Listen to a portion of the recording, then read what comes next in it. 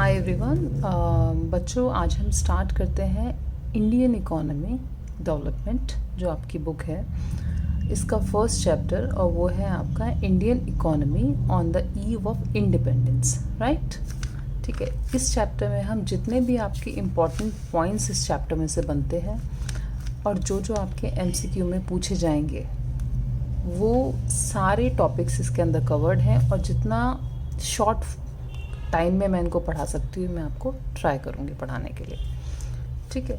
और इस चैप्टर के जितने एमसीक्यूज़ हैं वो मैं ऑलरेडी एक वीडियो बना चुकी हूँ, आप उसको देख सकते हैं। और इस चैप्टर से जितने इम्पॉर्टेंट एमसीक्यूज़ बनेंगे वो उसके अंदर हैं। राइट, तो चैप्टर स्टार्ट करते हैं। अब बेसिकली अगर हम बात करें, जब ब्रिटिशर्स हमारे इंडिया में आए थे, रूल करना स्टार्ट किया था, तो उसकी फाउंडेशन कब से हुई थी, वो स्टार्ट कब से हुआ। तो foundation of British empire in India. अच्छा, एक चीज़ और जो हम क्वेश्चंस करेंगे बेसिकली एमसीक्यू के हिसाब से हम डिस्कस करेंगे सारी चीज़ों को, ठीक है, जिससे आपका मैक्सिमम क्वेश्चंस कवर हो सके। तो पहली चीज़, foundation of British empire in India कब हुई थी। बैटल ऑफ प्लासी जो था वो 1757 में हुई थी, ठीक है। तब से ब्रिटिशर्स हमारे, उनकी जो फाउंडेशन है हमारे इंडिया के अंदर हो गई थी स्टार्ट। तो first question is battle of Plassey, foundation of British empire की अगर बात होती है। सेकेंड, ब्रिटिशर्स का पर्पस क्या था इंडिया में आने का। To use Indian economy as feeder economy for development of British economy. अपनी ब्रिटिश इकोनॉमी को फीड करने के लिए they used our Indian economy, कि वो यहाँ से, जो चैप्टर में पढ़ोगे आपकी, यहाँ से रॉ मटेरियल वो अपने लेके जाते थे ब्रिटेन में, ठीक है, और फिर जो वहाँ से फिनिश प्रोडक्ट्स होते थे उनको इंडिया में आके वापस बेचते थे। तो उनका पर्पस क्या था, Indian economy as feeder economy, ठीक है। This was their purpose. जो इस चैप्टर को बहुत सारे अलग अलग पॉइंट्स में देखा गया है कि on the eve of independence हमारी जो इंडिया था उसकी क्या क्या मतलब अलग अलग कैटेगरीज में बांटा है, कि हमारे इंडिया का एग्रीकल्चर कैसा था, इंडस्ट्रीज़ कैसी थी, ट्रेड कैसा था, डेमोग्राफिक कंडीशन कैसी थी, ठीक है। तो उसमें से ही अलग अलग पॉइंट्स में से फर्स्ट पॉइंट हम पढ़ेंगे कि low level of economic development under colonial rule, ठीक है। क्यों था इकोनॉमिक डेवलपमेंट कम, क्यों था कॉलोनियल रूल के टाइम पे। तो कॉलोनियल रूल क्या होता है, कॉलोनियल रूल इज़ बेसिकली जब वहाँ पे एक जो है रूल करता है कंट्री दूसरे कंट्री पे, ठीक है, तो उसको कॉलोनियल रूल। तो इंडिया पे उस टाइम ब्रिटिशर्स का रूल था, तो वो कॉलोनियल रूल बोला जाएगा। तो before advent of British rule, Indian economy में जब हमारे इंडिया में ब्रिटिशर्स आए थे, उससे पहले हमारा जो इंडिया था वो एक प्रॉस्परस इकोनॉमी था। प्रॉस्परस इकोनॉमी बोलेंगे वी वर सेल्फ सफिशिएंट, ठीक है। हमें किसी और की ज़रूरत नहीं थी किसी चीज़ के लिए, हम जितना हमारे पास प्रोड्यूस हो रहा है वो हम लोगों के लिए सफिशिएंट था, प्रॉस्परस इकोनॉमी। सेकंड, हमारी एग्रीकल्चर इकोनॉमी थी। मोस्टली हमारी 2/3 ऑफ पॉपुलेशन जो थी हमारे कंट्री की वो एग्रीकल्चर पे डिपेंडेंट थी, और वो हमारे लिए सफिशिएंट भी था उस टाइम। नंबर 3, जो हमारी हैंडीक्राफ्ट इंडस्ट्रीज़ थी उस टाइम वो बहुत ही ज़्यादा जानी मानी थी, लाइक कॉटन, सिल्क, मेटल्स या प्रेशियस स्टोन्स हमारे जो थे वो बहुत ही ज़्यादा वेल नोन थे। और अगर हम हमारे यहाँ के मलमल का जो कपड़ा होता है, मलमल जिसको बोला जाता है, ठीक है, उसकी बात करें तो वो हमारा यूरोप और मिडल ईस्ट में एक्सपोर्ट होता था। तो बेसिकली ये सब चीज़ें हमारे टाइम पे ब्रिटिशर्स के आने से पहले थी, कि हमारा हैंडीक्राफ्ट बहुत अच्छा था, ठीक है, जैसे मलमल की बात करें, कॉटन, सिल्क, मेटल्स। हमारी एग्रीकल्चर इकोनॉमी थी, हमारी प्रॉस्परस इकोनॉमी थी, ठीक है। इसमें से आपका एक ना एक एमसीक्यू ज़रूर बनता है। नेक्स्ट अगर हम बात करें कि low level of NI is national income and per capita income. Economic condition of a country is judged by national income. अगर किसी कंट्री की देखना है हमें कि इकोनॉमिक कंडीशन कैसी है, तो इकोनॉमिक कंडीशन आप कैसे देखोगे कि उस कंट्री की नेशनल इनकम क्या है, पर कैपिटल इनकम क्या है, ठीक है, तो उससे चेक करी जाती है। तो बेसिकली कुछ लोगों ने, कुछ ऐसे एक्सपर्ट्स हुए जिन्होंने इंडिया की जो नेशनल इनकम थी उसको कैलकुलेट किया, जिसमें से हमारे Dadabhai Naoroji, William Digby, Findlay Shirras and V Rao and RC Desai, ये सारे नाम हैं जो इसके अंदर हैं। हो सकता है मैं को प्रोनाउंस गलत कर रही हूँ, तो ये सारे नाम हैं, इन सब एक्सपर्ट्स ने हमारे यहाँ की नेशनल इनकम को कैलकुलेट किया। इसमें से किसकी कैलकुलेशन बहुत ज़्यादा सिग्निफिकेंट थी, ये क्वेश्चन एक बनता है, तो आप वो बोलेंगे VKRV राव जो थे, उनकी जो कैलकुलेशन थी या जो उन्होंने जो अटेम्प्ट किया था नेशनल इनकम को कैलकुलेट करने के लिए, वो सबसे ज़्यादा सिग्निफिकेंट था। ठीक है, तो ये चीज़ हमारी सेकेंड पॉइंट आपका बनता है। Next, countries growth during first half of 20th century में हमारी कंट्री की जो ग्रोथ थी, ठीक है, दैट वाज लेस देन 2%, और वी कैन से 0.5% ग्रोथ पर कैपिटल आउटपुट। इतनी कम ग्रोथ थी हमारी उस time, first half of 20th century में। ठीक है, तो ये on the eve of independence हमारे कंट्री की हम ये बात कर रहे हैं कि हमारी नेशनल इनकम कैसी थी, ब्रिटिशर्स के आने से पहले हमारे कैसी थी हमारी इकोनॉमी। अभी हमने ये पढ़ा है, राइट। ओके, अब हम जैसे हमने पहले पढ़ लिया इससे पहले कि low level of national income क्यों थी, अब सेकंड हम अपना एग्रीकल्चर सेक्टर देखते हैं कि on the eve of independence हमारा एग्रीकल्चर कैसा था। ठीक है, एग्रीकल्चर सेक्टर जो था हमारा स्टैग्नेशन था, मतलब उसमें कुछ ग्रोथ नहीं हो रही थी हमारे एग्रीकल्चर में जब तक ब्रिटिशर्स थे हमारे। उसके रीज़न क्या थे, ये क्वेश्चन आपका MCQ में बनेगा।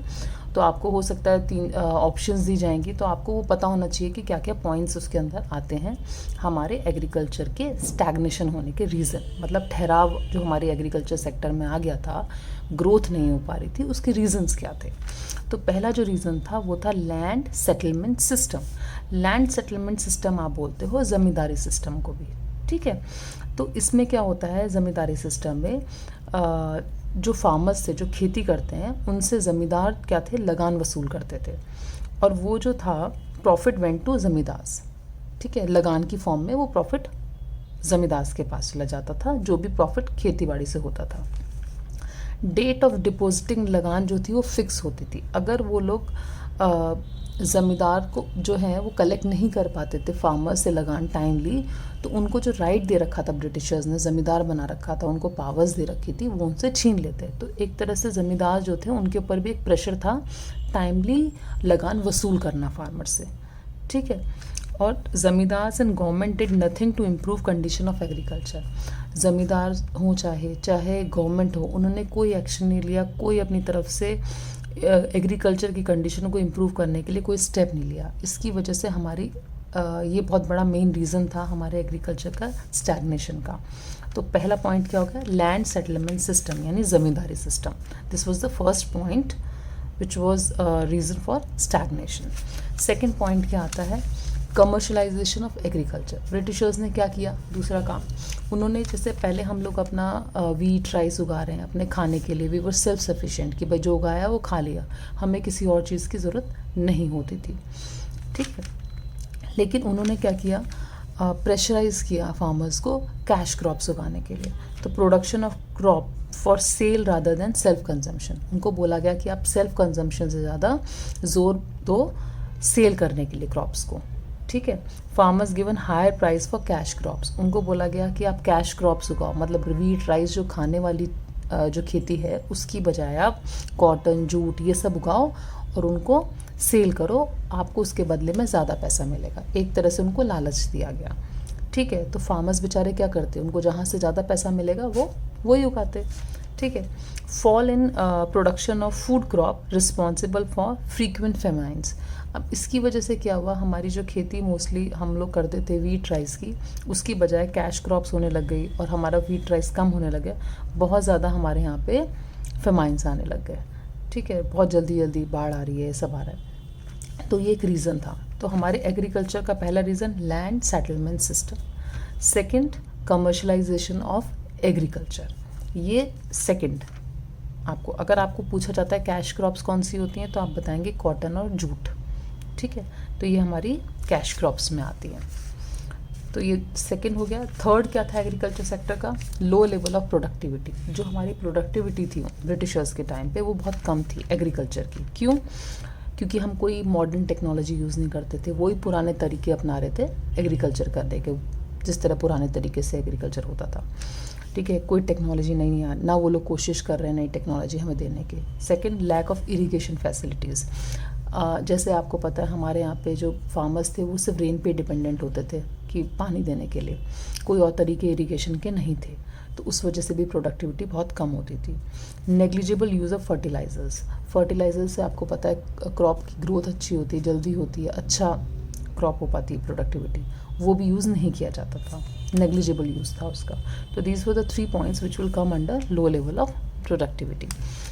Number 4 is scarcity of investment. Agriculture पे जितना इन्वेस्टमेंट करने की ज़रूरत थी गवर्नमेंट की, ब्रिटिशर्स की या ज़मींदार की, वो सब कोई इन्वेस्टमेंट एग्रीकल्चर पे नहीं हो पा रहा था। तो ये सारे रीज़न हैं एग्रीकल्चर के स्टैगनेंट होने के। तो कौन कौन से हुए? Land settlement system number 1, number 2 commercialisation of agriculture, ठीक है, कैश क्रॉप्स करने के लिए उनको प्रेशराइज किया गया, लालच दिया गया कि ज़्यादा पैसा मिलेगा उसके बदले में। लो लेवल ऑफ प्रोडक्टिविटी थी, क्यों थी? क्योंकि टेक्नोलॉजी पुरानी थी, इरिगेशन फैसिलिटी नहीं थी। Number 4 scarcity of investment, agriculture पे कम पैसा लगाया जा रहा था। तो दीज आर द 4 पॉइंट्स अगर आप एग्रीकल्चर के स्टैग्नेशन की बात होती है। नंबर 2 जो हम बात करेंगे इंडस्ट्रियल सेक्टर। इंडस्ट्रियल सेक्टर जो था हमारा, एक तरह से अगर बोलें कि एग्रीकल्चर हमारा स्टैग्नेंट था, उसमें कोई ग्रोथ नहीं हो रही थी या बहुत ज़्यादा मिनिमलिस्टिक, बहुत कम हो रही थी। तो इंडस्ट्रियल सेक्टर की अगर बात करें तो वो डिक्लाइन में था, मतलब एक तरह से नेगेटिव जा रहा था, वो नीचे की तरफ उसका स्लोप, ठीक है। ग्रोथ तो बात ही मत करो, जो था वो भी बहुत कम हो गया। क्यों? उसके रीज़न क्या थे और क्या कंडीशन उस टाइम थी? ब्रिटिशर्स ने क्या किया, एक नंबर 1 डी इंडस्ट्रियलाइजेशन। अगर आप इंडस्ट्रियलाइजेशन कर रहे हो, उसका उल्टा अगर हम करें कि वो कम हो रहा है, इंडस्ट्रीज़ कम लग रही हैं, तो उसको डी इंडस्ट्रियलाइजेशन बोल देंगे, यानी डिक्लाइन इन हैंडीक्राफ्ट इंडस्ट्री। जैसे हमने पहले पढ़ा था कि ब्रिटिशर्स के आने से पहले हमारी जो इंडस्ट्रीज़ थी वो बहुत ज़्यादा हैंडीक्राफ्ट बहुत अच्छा था हमारा, जो एक्सपोर्ट भी होता था। तो ब्रिटिशर्स ने क्या किया, उसको भी एक तरह से बहुत कम कर दिया हमारा। तो हमें एक तरह से उनका मोटिव क्या था इसके बदले, कि हमारी हैंडीक्राफ्ट को एकदम ख़त्म करना या डिक्लाइन करना। उनका प्राइमरी मोटिव जो थे वो 2 थे। पहला कि to get raw material from India at cheap rates, हमारे यहाँ से वो रॉ मटेरियल सस्ते दामों पे लेके जाते थे, ठीक है। To sell finish products in Indian market at higher price, और वही हमारे रॉ मटेरियल को फिनिश प्रोडक्ट में अपने यहाँ पे बना के हमारे ही मार्केट में वापस आकर हमें महंगे में बेचते थे। तो ये उनकी प्राइमरी मोटिव था हमारे यहाँ की हैंडीक्राफ्ट को ख़त्म करने का, ठीक है। तो इसको हम 2 फोल्ड प्राइमरी मोटिव भी बोलते हैं ब्रिटिशर्स का, ठीक है। तो ये डी इंडस्ट्रियलाइजेशन के अंदर आपका आ जाएगा कि उन्होंने कैसे किया, रॉ मटेरियल सप्लायर बनाया हमें एक तरह से, और हमारे यहाँ फिनिश प्रोडक्ट्स बेचने शुरू करें। ओके, नेक्स्ट चीज़ ये है कि main reason for decline of handicraft industry was, अच्छा हमारी डी इंडस्ट्रियलाइजेशन का हमने पढ़ लिया कि 2 फोल्ड उनकी पॉलिसी थी, उनका मोटिव क्या था हमारे को, ठीक है, रॉ मटेरियल सप्लायर बनाना और फिनिश प्रोडक्ट्स का मार्केट एक तरह से हमारे इंडिया को बनाना। अब हैंडीक्राफ्ट ख़त्म करने का उनका रीज़न क्या था हमारे यहाँ, और क्यों कम हुआ हमारा हैंडीक्राफ्ट, किस रीज़न की वजह से हुआ? वो तो हम खुद भी कर सकते थे एक्सपोर्ट अगर हम चाहते, लेकिन उन्होंने कुछ ऐसी पॉलिसीज़ बना दी, डिस्क्रिमिनेटरी पॉलिसीज़, टैरिफ पॉलिसीज़, जिसकी वजह से हमारा जो हैंडीक्राफ्ट है वो बिल्कुल डिक्लाइन हो गया। क्यों? Duty free export of raw material from India, हमारे इंडिया से जो वो रॉ मटेरियल अपने यहाँ पे लेके जाते थे ब्रिटेन में, वो तो ड्यूटी फ्री था, उसके ऊपर कोई टैक्स नहीं। Duty free import of finish goods of British industry, उनके जो प्रोडक्ट्स हमारे इंडिया में बेचने हैं उनको भी ड्यूटी फ्री, उस पर भी कोई टैक्स नहीं। पर heavy duties on export of Indian handicraft, अगर हम यहाँ से कुछ भी अपने हैंडीक्राफ्ट्स को एक्सपोर्ट करना चाहते हैं या हम अपना हैंडीक्राफ्ट इंडस्ट्री को बढ़ाना चाहते हैं, बाहर बेचना चाहते हैं, उस पर उन्होंने हैवी टैक्स लगा दिया था। तो ये बोला जाएगा डिस्क्रिमिनेटरी टैरिफ पॉलिसी थी उनकी, ठीक है, कि अपने लिए फ़ायदा और हमारे लिए सारा नुकसान, ठीक है।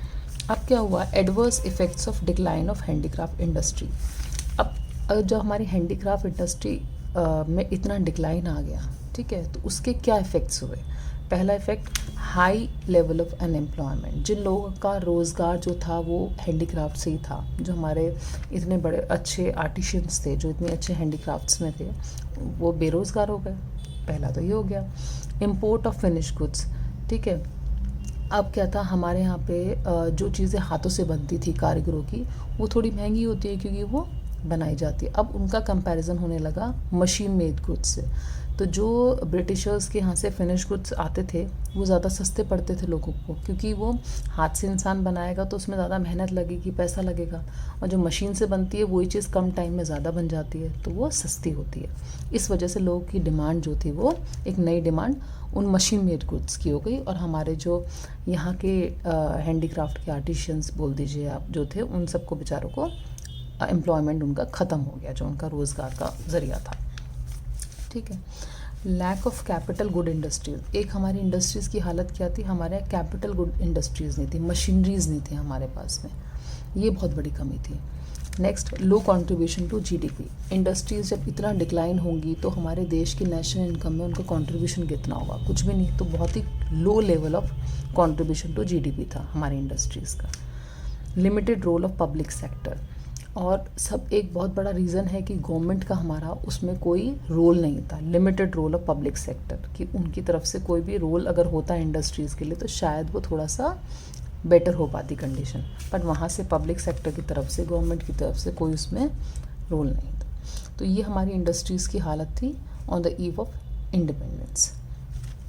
अब नेक्स्ट क्या है, कुछ इसके कुछ पॉइंट्स आपके एमसीक्यूज़ में कुछ चीज़ें आ सकती है जो मैं आपसे डिस्कस कर रही हूँ इंडस्ट्रीज से रिलेटेड।